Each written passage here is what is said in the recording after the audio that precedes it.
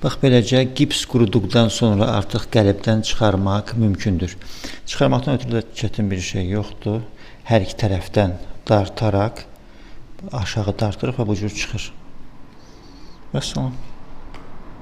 Əsas odur ki, boğaz hissəsi, boğaz nahiyəsi, bax bu nahiyə qırılmasın, çünki ora nisbətən nazikdir. Bismillah. Vəssalam. Bu deməli, bu qab bu formada olur. Sonra bu 15 gün hardasa quruyur, amma bizim halda bu hardasa bir həftə quruyacaq, çünki biz gipsini bol eləmişik.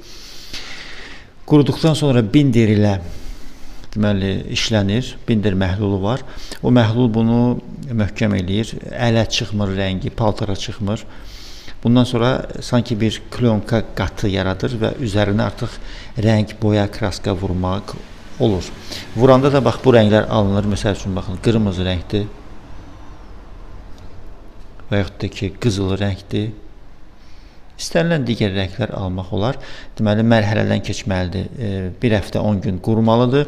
Sonra deməli İstəsəz lak vura bilərsiniz, daş lakı, su əsaslı daş lakı. Sonradan deməli, istədiyiniz boyanı sprey formada olan boyalar var. Sprey boyalarla deməli işləyə bilərsiniz. Təşəkkürlər izlədiyinizə görə. Allah'a şükürlər olsun.